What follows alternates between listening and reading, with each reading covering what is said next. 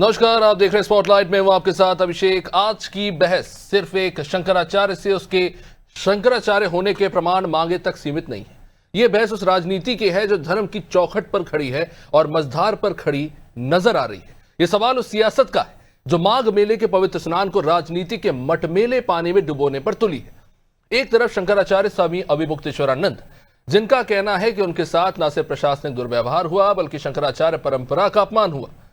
दूसरी तरफ योगी सरकार का प्रशासन जो इसे भीड़ प्रबंधन और नियमों का हवाला दे रहा है। और इसी टकराव के बीच तीसरी धुरी बनकर उभरे हैं समाजवादी पार्टी प्रमुख अखिलेश यादव, जो संतों, शंकराचार्यों और सनातन परंपरा की रक्षा से लेकर धर्म गुरुओं के अपमान को लेकर मुखर होकर बोल रहे हैं। अभी तक उन्होंने स्नान नहीं किया है। सवाल यह है कि क्या यह आस्था की लड़ाई है, सॉफ्ट हिंदुत्व का एक नया पैतरा है? नेताओं की भाषा में बोले तो क्या माघ मेले के बहाने सनातनी वोट बैंक को साधने की सियासी रणनीतिक जमीन पर यह काम उतारा जा रहा है? अखिलेश यादव लगातार वीडियोस, पोस्ट और अपने बयान देकर भाजपा पर संतों के अपमान का आरोप लगा रहे हैं। योगी सरकार को कहीं ना कहीं कटघरे में खड़े करने की कोशिश हो रही है। वही अखिलेश यादव, जिनकी पार्टी पर लंबे समय तक तुष्टीकरण की राजनीति के आरोप लगते रहे। उधर मुख्यमंत्री योगी आदित्यनाथ बिना नाम लिए काल नेमी का जिक्र कर यह संकेत दे रहे हैं कि धर्म की आड़ में सनातन को कमजोर करने की साजिश हो रही है। तो सवाल उठता है कि योगी की नजर में आखिर कालनेमी है कौन? कौन है कालनेमी? सत्ता को चुनौती देने वाला संत, या संत के समर्थन में उतरी विपक्षी राजनीति, या फिर कुछ और? इसी भाजपा के भीतर डिप्टी सीएम केशव प्रसाद मौर्य का नरम रुख क्या दर्शाने की कोशिश कर रहा है? क्या यह श्रद्धा का भाव है या डैमेज कंट्रोल की एक राजनीति है? एक तरफ योगी का सख्त संदेश की राष्ट्र और धर्म सर्वोपरि, दूसरी तरफ केशव प्रसाद मौर्य का शंकराचार्य के चरणों में नतमस्तक होने का बयान। क्या यह भाजपा की दो लकीरें हैं, एक हालात संभालने में चूक की और दूसरी जानबूझकर टकराव की स्थिति बनाने की? क्या किसी शंकराचार्य से पहचान पत्र मांगना व्यवस्था की मजबूरी थी या परंपरा पर सीधा प्रहार? और जब शंकराचार्य धरने पर बैठे हैं, भोजन पानी त्याग करके स्नान नहीं कर रहे हैं, 5 दिन से उन्होंने वसंत पंचमी में भी स्नान नहीं किया, नोटिस को अदालत की अवमानना बताया जा रहा है, तब यह मुद्दा सिर्फ प्रशासनिक रह नहीं जाता, यह सीधा धार्मिक और राजनीतिक टकराव के बीच आ चुका है। अब ऐसे में अखिलेश यादव का फ्रंट फुट पर आना स्वाभाविक सा लगता है। यह संवेदना है या रणनीतिक चाल, यह अलग बात है। क्या समाजवादी पार्टी सच में संतों के सम्मान की लड़ाई लड़ रही है या उसे सनातन के नाम पर अपना खोया हुआ हिंदू वोट बैंक दिखाई दे रहा है? और सबसे अहम सवाल, क्या धर्म की रक्षा राजनीति से होगी या राजनीति धर्म को और कमजोर करती जा रही है? क्या संतों को सत्ता की सीढ़ी बनाना सनातन की मर्यादा के अनुकूल है? आज की बहस में हम यही तय करने की कोशिश करेंगे कि माघ मेले का यह विवाद आस्था बनाम प्रशासन है, सत्ता बनाम संत है, या फिर 2027 की राजनीति का ट्रेलर। किसी भी साधु संत का अपमान होगा और अगर कोई सरकार करेगी तो उसके खिलाफ खड़े होंगे। देखिए, हिंदू धर्म पर, सनातन पर, साधु संतों पर किसी विशेष व्यक्ति का या दल का आधिपत्य नहीं है। इसलिए भारतीय जनता पार्टी को इस गुमान से बाहर आना चाहिए कि वो प्रमाणित नहीं करेगी कौन शंकराचार्य है। और जिस प्रकार से पूरे प्रदेश में साधु संतों का अपमान हो रहा है, विकास के नाम पर मंदिरों का ध्वस्तीकरण किया जा रहा है, उस पर आवाज उठाना इस प्रदेश के हर व्यक्ति का अधिकार है और हर दल का अधिकार है। उसको सॉफ्ट हिंदुत्व की नजरिए से देखना मुझे लगता है सरासर गलत। अखिलेश यादव साधु संतों को जो है भड़काकर उत्तर प्रदेश की सत्ता पाना चाहते हैं, जो संभव नहीं है। भारतीय जनता पार्टी समस्त साधु संतों का सम्मान करती है और ये आशा करती, पूज्य शंकराचार्य जी से भी हम ये निवेदन करना चाहेंगे कि वो हठधर्मिता को छोड़कर स्नान करें और समस्त जन को अपना आशीर्वाद प्रदान करें। निवेदन, आवेदन, प्रतिवेदन और इन सब के बीच में उछली हुई है यहाँ पे संवेदनाएं। संतों की भी, नेताओं की बयानबाजी भी इस पर चल रही है। समझने की कोशिश करेंगे। आशीष तिवारी हमारे साथ बीजेपी से आज जुड़ रहे हैं, अपना पक्ष रखेंगे। जितेंद्र वर्मा समाजवादी पार्टी से, रवि प्रताप सिंह कांग्रेस से। सभी मेहमानों का बहुत बहुत स्वागत। तो सबसे पहले आशीष जी, तैयारियां बहुत बेहतरीन हुई हैं, बड़ी संख्या में श्रद्धालु वहां दर्शन के लिए पहुंच रहे हैं, लेकिन इन सब के बीच में एक अलग ही मुद्दा राग पकड़ चुका है जो कहीं ना कहीं थमने का नाम नहीं ले रहा। स्वामी अभिमुक्तेश्वरानंद 5 दिन से स्नान उन्होंने अभी नहीं किया। वो तो कह रहे हैं कि जब मौनी अमावस्या का स्नान ही नहीं हुआ तो वसंत पंचमी का क्या करूं? इस नोटिस का क्या मतलब निकाला जाए? सबसे बड़ा सवाल ये उठ रहा है कि मेला प्राधिकरण को अधिकार है वहां की व्यवस्था संभालने का, और अगर उसमें कोई अड़चन बन रहा है तो उससे जवाब तलब करने का। लेकिन सवाल पूछना कि आपकी पदवी क्या है, और अगर किसी ने अपनी पदवी ये बताई है तो उस पर सवाल पूछने का अधिकार आखिर मेला प्राधिकरण को कैसे? और मामला यही खत्म नहीं होता, उसके बाद एक और नोटिस थमाया जाता है कि क्या उन्हें मेला का जो इलाका है उसमें रहने दिया जाए, उसे बाहर कर दिया जाए। क्या करने की कोशिश हो रही है वहां पर? हाँ, देखिए, ये जो पूरा प्रकरण है, आप देख रहे हैं कि लगातार 18 तारीख से इस प्रकरण पर वाद विवाद की कई परिस्थितियां बनी। इसमें बहुत सारी डिबेट्स हो चुकी है, बहुत सारी बातें इसमें सामने आई, और प्रशासन की ओर से कुछ बातें आई, कुछ बातें शंकराचार्य जी की भी जो बयान है उसमें भी आए, जिसमें उन्होंने माननीय मुख्यमंत्री जी को हुमायूं की बेटा कहा, या इस तरीके की जो बातें कही, या और भी जो चीजें आ रही है, ये निश्चित तौर पर ये नहीं होना चाहिए। और ये जो हो रहा है, इससे टोटल जो लॉस हो रहा है वो हिंदुत्व का हो रहा है, सनातन का हो रहा है। इसमें चाहे प्रशासन की बात कहें हम, या फिर हम शंकराचार्य जी की बात करें, लेकिन लॉस इसमें जो हो रहा है वो टोटल हिंदुत्व और सनातन को ही हो रहा है। और इसमें राजनीतिक रोटियां सेकने के लिए भी आप देख रहे हैं किस प्रकार से समाजवादी पार्टी, जो लाठी डंडों से जिन्होंने इन्हीं अभिमुक्तेश्वरानंद जी को पिटवाने का काम करा था, आज उनके मन में कितने उनके लिए फूल बरस रहे हैं। अभिमुक्तेश्वरानंद जी ये भी बोल रहे हैं कि उन्होंने तो खुद से कहा था कि आप मुझसे भी माफी मांगिए और गुरुजी से माफी मांगिए, अगर उन्होंने माफ कर दिया तो हम भी माफ कर देंगे, तो माफी मांगी थी उन्होंने। तो ये भी कहा। और उन्होंने ये भी उनका आज का ये स्टेटमेंट भी है, शायद आप तक पहुंचा जरूर होगा। उन्होंने कहा कि मैं तो कहता हूं कि समाजवादी पार्टी नमाजवादी पार्टी है। वो आज का स्टेटमेंट बिल्कुल ताजा स्टेटमेंट है। तो पिछले के तो आप छोड़ दीजिए, तो वो जो नमाजवादी पार्टी जिसको खुद शंकराचार्य जी कह रहे हैं, उनको आप देख लो कितना वो एकदम स्फुटित हुए चले जा रहे हैं, कह रहे, चूंकि उनको कहीं ना कहीं इसमें राजनीतिक रोटी सेकने का मौका मिल रहा है।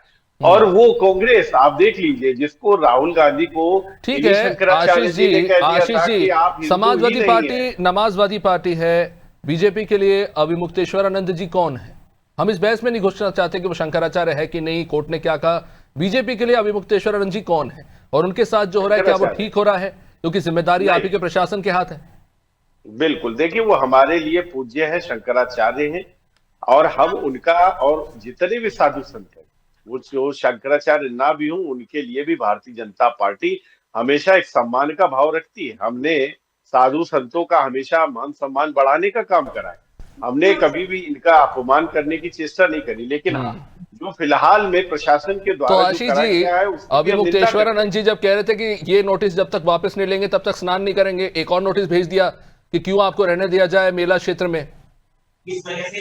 हाँ, और उसके बाद में आज डिप्टी सीएम केशव प्रसाद मौर्य जी ने कहा है कि मैं शंकराचार्य जी के चरणों में करबद्ध निवेदन करके उनसे ये प्रार्थना करता हूं कि वो अब इस विवाद को खत्म करके स्नान की ओर आगे बढ़े।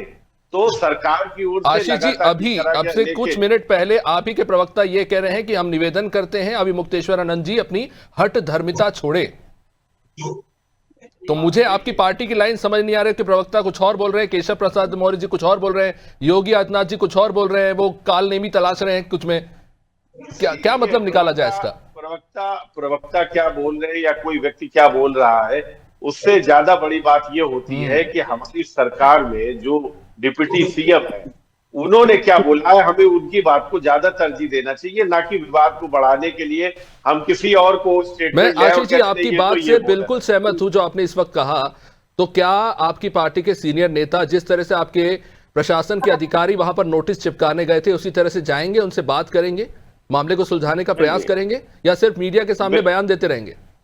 नहीं, निश्चित तौर पर डिप्टी सीएम ने ये कहा है, जो पूरा बयान है उनका, कि जो लोग ऐसा काम कर रहे हैं उनके ऊपर जांच बैठानी जाएगी और इसका पता लगाया जाएगा कि ये किस तरीके से, कौन लोग हैं जिन्होंने ये गड़बड़ी करने की कोशिश करी है, और उनको जांच करने के बाद में उनको दंडित भी करने का काम किया जाएगा। तो जो हमारी सरकार बोल रही है वो ज्यादा ऑथेंटिक है, बजाय इसके कि कोई और किसी का कोई स्टेटमेंट हो, तो वो स्टेटमेंट नहीं माना जाएगा। हमारी सरकार ने जो कहा है वो बिल्कुल साफ है, हम सम्मान करते, लेकिन जो लोग इसमें राजनीतिक रोटियां सेकना समझने की कोशिश करेंगे कौन कितनी रात। क्यों जितेंद्र वर्मा जी, मौका मिल गया है समाजवादी पार्टी को अभी मुक्तेश्वर आनंद जी के द्वारा जो बयान दिया गया, जो 5 दिन से वो स्नान नहीं कर रहे, तो कहीं ना कहीं एक मौका मिला है, क्योंकि लगातार बीजेपी आरोप लगाती रहती है समाजवादी पार्टी पे कि आप हिंदू विरोधी हैं, आप राम विरोधी हैं, और अक्सर बांटने वाली राजनीति करते हैं। पहली बार शायद मौका मिला समाजवादी पार्टी को यह बताने का कि देखिए संतों का अपमान हो रहा है, तो लपक लिया यह मौका। देखिए, समाजवादी पार्टी धर्म आधारित राजनीति नहीं करती। ठीक है, समाजवादी पार्टी सबको लेकर चलने के लिए संकल्पित है। समाजवादी पार्टी गांधी, डॉक्टर लोहिया, सरदार पटेल, पंडित जनेश्वर मिश्र, ठाकुर वीपी सिंह से लगा के, कर्पूरी ठाकुर जी से लगा के, माननीय नेताजी आदरणीय कांशी राम जी के विचारों पर चलने वाली पार्टी है। डॉक्टर अंबेडकर के विचारों को लेकर हम आगे बढ़ रहे हैं। हम किसी में कोई भेदभाव नहीं करते। अगर हमारी सरकार ने कहीं हज के लिए पैसा दिया होगा, अगर हज के लिए सरकारी मदद की होगी, तो हमारी सरकार ने बुजुर्ग हिंदू दंपतियों को मुफ्त में पूरे देश में तीर्थ स्थलों के दर्शन भी कराए। जितेंद्र जी मुद्दे पर आते हैं। ठीक है, कौन सी नहीं, पार्टी हमारी कितना विचारधारा- सेकुलर है? सभी पार्टी अपने आप को सेकुलर बढ़ती है, मैं उस पर आना नहीं चाह रहा। मैं इस पे आना चाहता हूं कि लगातार जो बयान दिए जा रहे हैं कि संतों का अपमान हो रहा है, तो ऐसे कई धर्मगुरु हैं जो ये भी कह रहे हैं कि अभिमुक्तेश्वरानंद जी को स्नान करने से नहीं रोका गया है, बस उनसे कहा गया था कि उनका रथ जो है वो उस स्थान पर नहीं जाएगा जहां पर भारी भीड़ है, आप चाहिए तो आप स्नान कर सकते हैं। लेकिन रथ रोके जाने को लेकर ये कहा गया कि उन्होंने फिर वहां पे स्नान करने से मना कर दिया। वो तो गलत नहीं है, आप भी मानेंगे, हमने कुंभ में देखा, आप लोगों ने ही आरोप लगाया, और ये सच भी है कि किस तरह से भीड़ अनियंत्रित हो गई और किस तरह के हालात बने। तो सुरक्षा के मापदंडों का पालन कराना भी तो मेला प्राधिकरण का ही काम है। आप ही बोलिए, आप ही जवाब भी दे दीजिए। बोलिए मुझसे सर। ज्यादा तो आप बोल दिए। नहीं, मुझसे ज्यादा तो आप बोल दिए। जी, अरे भैया सुनिए मेरी बात, क्वेश्चन करके सामने वालों को समय दिया करिए। देखिए, ये होते कौन है भारतीय जनता पार्टी के लोग? भगवान शंकराचार्य और मुक्तेश्वरानंद जी को निर्देश देने वाले। ये 4 शंकराचार्य उनको क्या ही निर्देश देंगे? पूरा देश उनको फॉलो करता है, पूरी दुनिया का हिंदू उनको फॉलो करता है। न केवल हिंदू, हमारे धर्म में तो ऐसे ऐसे गुरु हैं जिनको हिंदू, मुस्लिम, सिख, ईसाई भी फॉलो करता है, प्रेमानंद महाराज जी। ये भारतीय जनता पार्टी के लोग हैं। बताइए, उनकी शिखा पकड़ के आप उनकी चोटी पकड़कर खींच के ले गए, उनको जूतों से मारा आपने। ब्राह्मण समाज के सभी शिष्य थे। आदरणीय भगवान शंकराचार्य अभिमुक्तेश्वरानंद जी की पालकी छीन ली गई, उनका छत्तर तो उखाड़ लिया। ये किसके इशारे पर? ये भारतीय जनता पार्टी की सरकार के इशारे पर, माननीय मुख्यमंत्री जी के इशारे पर। क्या हो रहा है प्रदेश में? हम धर्म जाति की बात नहीं करते, हम धर्म जाति की राजनीति नहीं करते, लेकिन अगर किसी पर अन्याय अत्याचार होगा, तो वो चाहे ब्राह्मण हो, चाहे वो दलित हो, चाहे अल्पसंख्यक हो, चाहे वो पिछड़े वर्ग का हो, अन्याय तो अन्याय है। दर्द जितना पिछड़े को होगा उतना ही सवर्ण को भी होगा। समाजवादी पार्टी मानती है अगर किसी सवर्ण समाज के व्यक्ति के साथ अन्याय होगा, तो जितना पिछड़े, दलित, अल्पसंख्यक को दर्द होगा उसको भी उतना ही होगा। और ये लोग तो अन्याय करने में माहिर हैं। तो जितेंद्र जी ये ऐसा कर क्यों रहे हैं? हिंदू तो सबसे बड़ा वोट बैंक बीजेपी का है ना, आप कहते हैं, तो ये लोग ऐसा कर क्यों रहे हैं? 2,95,00,000 वोट हमको लोकसभा में मिला, 2,94,00,000 वोट हमको 2022 के चुनाव में मिला, लगभग 3 करोड़ वोट। क्या इसमें सब मुसलमान है? सोचिए आप, इसमें आधे से ज्यादा हिंदू है और सभी जातियों का हिंदू है। जिस दलित पिछड़ों को ये हिंदू मानते भी नहीं है, जो दलित पिछड़ा के लिए सिर्फ चुनावी हिंदू है भाजपा के लिए, वो भी हमको मिलता है। और जो सामान्य जाति का हिंदू है, जिसको ये अपना हिंदू कहते हैं, वो भी हमको मिलता है। क्योंकि उसके साथ भी यूजीसी ले आए हैं, बताते हैं सवर्ण समाज नाराज है। भाई कोई कानून लाते हैं तो आप डिस्कशन क्यों नहीं करते समाज के लोगों से? दलित, पिछड़े, अल्पसंख्यक और समान समाज के लोगों को बैठा लेते, क्यों कोई एक तबका असंतुष्ट है? आप इनको गालियां दे रहे हैं सोशल मीडिया पर, ऐसी गालियां जो मैं टीवी में बता नहीं सकता हूँ। ठीक है तिवारी जितेंद्र जी, अच्छा ये बता दीजिए। सुनिए, अरे बात पूरी हो जाने दीजिए। सैकड़ों लाखों तिवारी फेसबुक पर, यह बेचारी इनकी मजबूरी है, ये नहीं कह पाएंगे, तमाम शुक्ला, मिश्रा, गुप्ता, सिंह साहब लोग तो हमारा कहने का मतलब है कि आप कोई भी नियम कानून बनाइए, लेकिन हम तो चाहते हैं ना तो दलितों पिछड़ों के साथ अत्याचार हो, ना अल्पसंख्यकों के साथ हो, और ना ही सामान्य वर्ग के साथ हो। कोई ठीक है। रास्ता किसी भी मोटा तरह का मोटी ऐसा जितेंद्र जी नियम आप हो, ये कह रहे हैं कि सवर्ण समाज जो है वो बीजेपी से नाराज चल रहा है। मैं जल्दी से इस पे जवाब चाहूंगा आपसे कि ये जो बयान में विरोधाभास दिखता है, एक तरफ केशव प्रसाद मौर्य जी की नरमी दिखती है और एक तरफ योगी आदित्यनाथ जी का स्टेटमेंट, तो ये जो डिफरेंस दिख रहा है उसे समाजवादी पार्टी किस तरह से देखती है? डिफरेंस काहे का डिफरेंस? हमारे साथ तो सभी लोग हैं, काहे का डिफरेंस? मेरे साथ तो सभी लोग हैं, हम सभी धर्म का सम्मान करते हैं। इन्होंने बात उठाई कि शंकराचार्य जी पर पुलिस ने हमारी अभद्रता की, हमारे नेता माननीय अखिलेश यादव जी ने जाकर माफी मांगी, जबकि गलती अधिकारियों की थी। ना सर, ये गलत बात है। अगर गलती अधिकारियों की है तो सरकार की भी है जिसके नीचे वो काम कर रहे हैं। इस पे वापस लौटूंगा। रवि प्रताप सिंह जी बहुत देर से इंतजार कर रहे हैं।